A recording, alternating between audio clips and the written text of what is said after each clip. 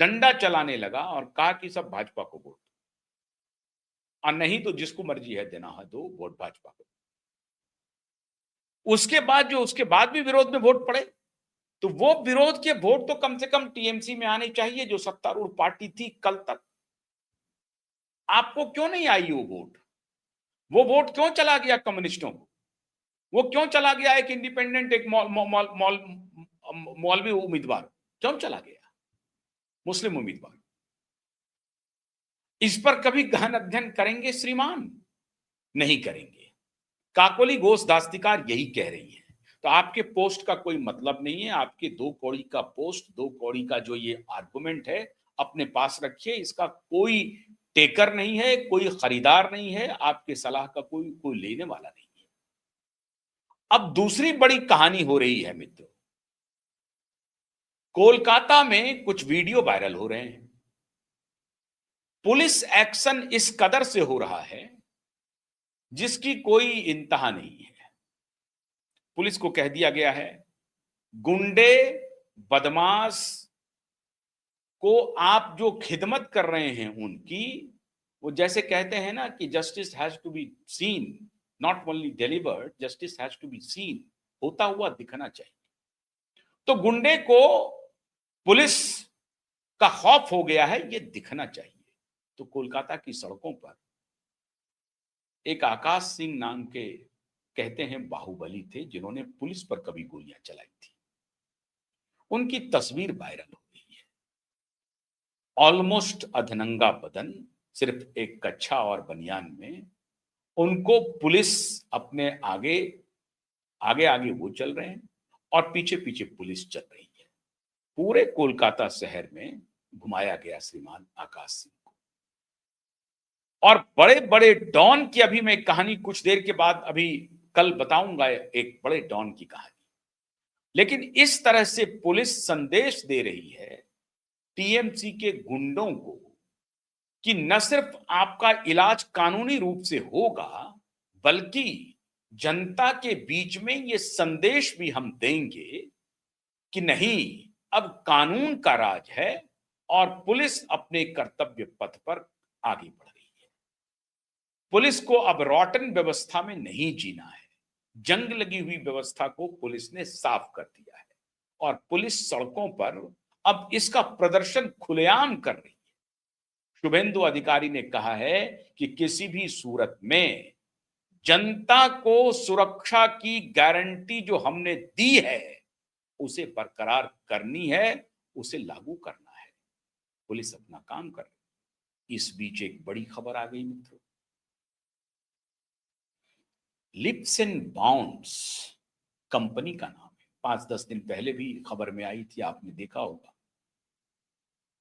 अभी जो 24 से 43 प्रॉपर्टी हो गई है, अभी जो 24 से 43 प्रॉपर्टी की लिस्ट है, उसके बाद लिप्स एंड बॉन्ड्स कंपनी जो थी श्रीमान की, जो 40 लाख कैपिटल से शुरू हुई थी, इसमें इनकी पत्नी भी थी रुचिरा बनर्जी, इनके माता, इनके पिता, ये सब थे। और इनके जो सीईओ है या सीएफओ जो भी कहिए इस कंपनी के, वो शिक्षक भर्ती घोटाला में वो आरोपी हैं। और कहा जा रहा है कि शिक्षक भर्ती घोटाला के पैसे रूट किए गए लिप्स एंड बॉन्ड्स कंपनी में, और लिप्स एंड बॉन्ड्स कंपनी ने नंगई शुरू कर दी कोलकाता में, और कोलकाता में प्रॉपर्टी की अंधाधुंध खरीदारी की है। अब लिप्स एंड बॉन्ड्स कंपनी क्या करती है? रियल एस्टेट में है, एजुकेशन में है, हेल्थ केयर में है, ऑयल एंड गैस में है, इलेक्ट्रिसिटी में है, किसमें है? इंफ्रास्ट्रक्चर में है, किसमें? मीडिया में है, किसमें है? अब इसका डेटा शुभेंदु अधिकारी का सीएमओ स्तर के सीएमओ के एक बड़े स्तर के अधिकारी इस पूरे डेटा का निरीक्षण कर रहे हैं कि लिप्स एंड बॉन्ड्स कंपनी करती क्या थी। 2012 में शुरू हुई थी 40 लाख के कैपिटल से।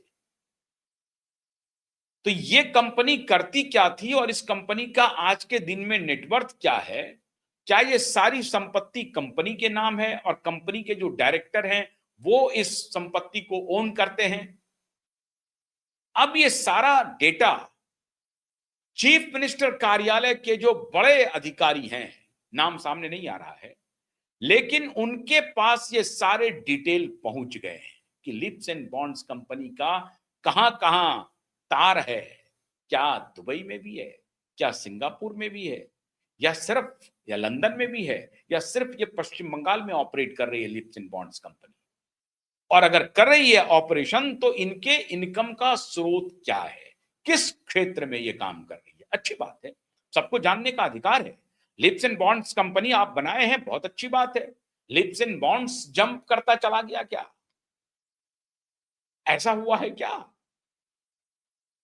एकदम 2 गुना, 4 गुना, 10 गुना जंप करता चला गया है क्या ये कंपनी? तो अगर गया है तो आप इनकम का क्या स्रोत है, आप क्या बनाते हैं, क्या करते हैं कंपनी में, सारे डिटेल मुहैया किए जा रहे हैं। हालांकि अभी 31 जुलाई तक इनके गिरफ्तारी पर रोक है, लेकिन 31 जुलाई के बाद फिर अगर ये कोर्ट में मूव करेंगे अभिषेक बैनर्जी कि मिलॉर्ड अब अगला डेट दे दीजिए, नहीं तो अब हमको गिरफ्तार कर लेगी कोलकाता पुलिस, मुझे नहीं मालूम कि फिर कोई स्टे आएगा कि नहीं आएगा। लेकिन तब 31 जुलाई तक आप ये मान के चलिए मित्रों कि शुभेंदु अधिकारी का डॉसियर इतना मजबूत और इतना पुख्ता होगा कि अभिषेक बैनर्जी के पास कोई डिफेंस नहीं बचेगा। तो अभी तो वो कम से कम एक पोस्ट लिख करके इतिश्री करना चाहते हैं, कल वो पोस्ट लिखने लायक भी नहीं बचेंगे, क्योंकि वो शर्मसार हो चुके होंगे, शर्मिंदा हो चुके हैं।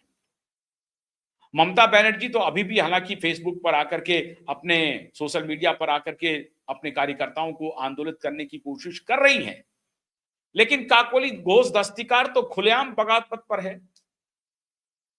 अभी इसके पहले एक पार्षद ने बगावत कर दिया, जहांगीर खान भाग गया, उधर गयासुद्दीन मौला भाग गया, रोज बरोज भागे जा रहा है, भागे जा रहा है।